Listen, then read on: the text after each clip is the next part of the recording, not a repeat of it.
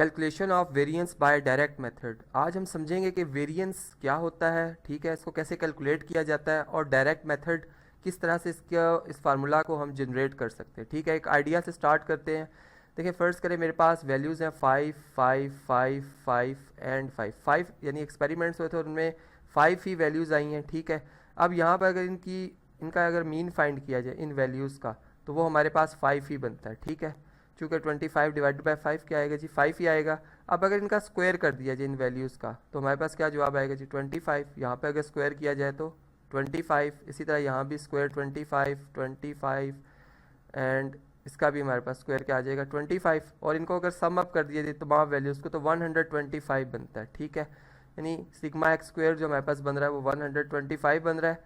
और अगर हम इसकी मीन वैल्यू फाइंड आउट करें, यानी सिग्मा, हम ये कह सकते हैं सिग्मा एक्स स्क्वायर की जो मीन वैल्यू आ रही है हमारे पास, वो 125 को जब आप 5 पे डिवाइड करेंगे तो हमारे पास जवाब आएगा 25। ठीक है, अब अगर आप यहाँ पर डायरेक्ट मेथड को देखें तो इसमें हमने ये बात की थी कि वेरिएंस, चूँकि वेरिएंस जो हमारे पास है बेसिकली इसको रिप्रेजेंट किया जाता है एस स्क्वायर से, ठीक है, या फिर सिग्मा स्क्वायर से। सिग्मा स्क्वायर बेसिकली एक ग्रीक वर्ड है, इससे हम इसको रिप्रेजेंट करते हैं। और ये इसका पर्पस क्या होता है, वेरिएंस का बेसिकली पर्पस ये होता है कि आपने, जैसे मैंने बताया कि आप मीन वैल्यू हमारे पास 5 है, अब आपने बताना है कि डाटा की हर ऑब्जर्वेशन से इस मीन वैल्यू का क्या फ़र्क आ रहा है। ठीक है, जैसे हम डेविएशन फाइंड आउट कर रहे होते हैं। ठीक है, लेकिन हम अलग अलग एक एक वैल्यू से अगर चेक करने बैठ जाए और उसके मुताबिक जो डिसीजन ले तो काफ़ी मुश्किल होगा। वेरिएंस हमारी हेल्प ये करता है कि वो ओवरऑल एक आंसर बता देता है, सिंगल आंसर, जिसमें हमें पता चल जाता है कि कितनी वेरिएंस है हर वैल्यू के रिस्पेक्ट से वो।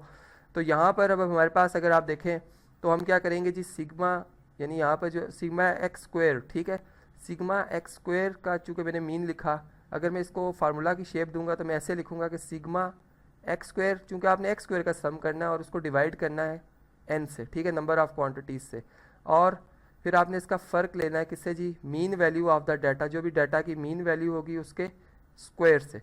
तो यहाँ पर जो हमारे पास जवाब आता है वो आप देख रहे हैं कि यहाँ पर सिग्मा एक्स स्क्वायर और ये 25 इसका जवाब आया था, मैंने ऊपर मेंशन कर दिया है। जबकि इस एक्स या एक्स बार जिसको हम मीन वैल्यू कह रहे हैं, इसका स्क्वायर क्या बन रहा है जी, 25 बन रहा है, जो कि 0 के बराबर है।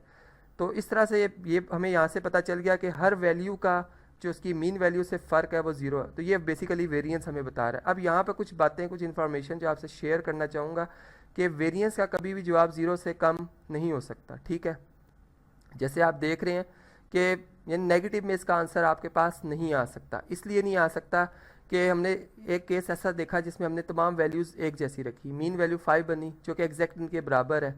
इससे ज़्यादा अगर आप वेरिएशन करेंगे, यानी 5 की जगह 4 लिख दें या 7 लिख दें, ठीक है, इनको अप एंड डाउन कर दें मीन वैल्यू से, तो वेरिएंस जो है उसकी ये प्रॉपर्टी है कि वो कभी भी उसका जवाब जो है वो नेगेटिव नहीं आएगा। ठीक है, अब यहाँ पर हम एक क्वेश्चन से इसको समझते हैं। एक और एग्जांपल मैंने यहाँ पर एक लिखी है इस तरह से कि 2 प्लेयर्स हैं और उनका ये स्कोर है। ठीक है, यहाँ पे ये प्लेयर्स जो हैं ये आप समझ लें कि जैसे कोई बॉलर्स बैटिंग अप करते, सारी बात है, स्कोर ज़्यादा नहीं करते।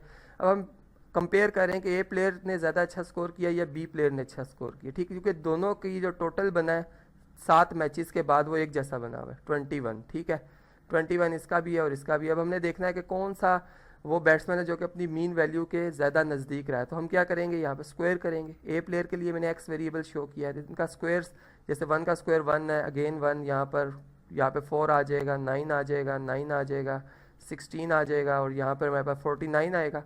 और इनको अगर सम अप कर दिया जाए तो ये 89 बनता है। ठीक है, इसी तरह वाई जो वेरिएबल है ये हमारे पास 4 आ जाएगा। ठीक है, 3 का स्क्वायर 9 आ जाएगा, 1 आ जाएगा, 4 आ जाएगा, सर 9 है। ठीक है, 25 है, अगेन 25 है।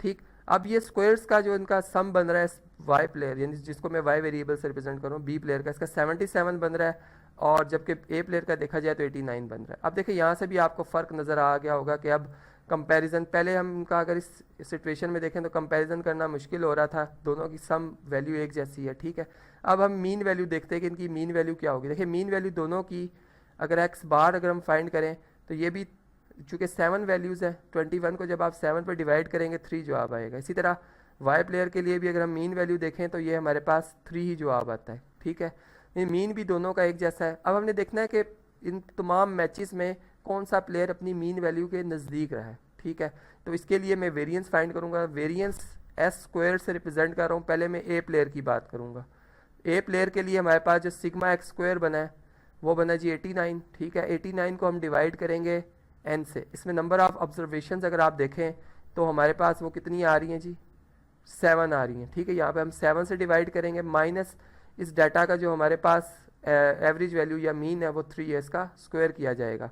तो यहाँ पर आप 89 को अगर 7 पे डिवाइड करते हैं तो इसे हम कैलकुलेट कर लेते हैं जी, इसका आंसर आता है 12.71, ठीक है। और डिफरेंस 9 से जब लिया जाएगा तो ये जवाब हमारे पास आता है 3.71, ठीक है। अब ये हमारे पास जो है वो जो हमारे पास ए प्लेयर था उसका वेरिएंस आ गया है। अब यहाँ से आप देख सकते हैं कि ए प्लेयर जो है वो अपनी मीन यानी अपनी हर वैल्यू से उसका मीन वैल्यू का जो फ़र्क है वो 3.71 का है। अब हम बात करते हैं दूसरे प्लेयर की जो कि बी प्लेयर है। इसका अगर वेरिएंस देखा जाए तो इसकी अगर स्क्वायर यानी वाई स्क्वायर जो हमारे पास वैल्यू आई है उसका अगर हम सम देखें तो वो 77 बनता है।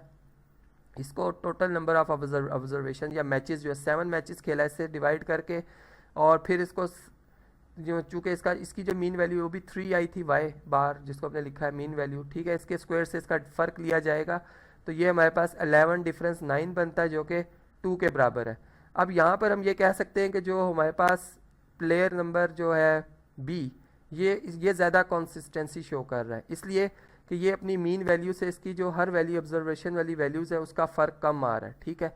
यानी इसकी ये तमाम ऑब्जर्व वैल्यूज़ हैं जो हर मैचेस में स्कोर्स हैं ये अपने उन स्कोर्स से ज़्यादा नज़दीक है, जबकि ये अपने स्कोर से ज़्यादा फासले पर, मीन वैल्यू उसकी ज़्यादा फासले पर। इसका मतलब है कि कंसिस्टेंसी जो है वो ज़्यादा किस में है, प्लेयर बी में है, और लेस कंसिस्टेंसी जो है वो प्लेयर ए में है। तो आज के इस टॉपिक में हमने समझा कि वेरिएंस क्या होता है, ठीक है, उसको कैसे कैलकुलेट किया जाता है, उसका क्या कंसेप्ट है, और डायरेक्ट मेथड से उसको कैसे कैलकुलेट किया जाता है।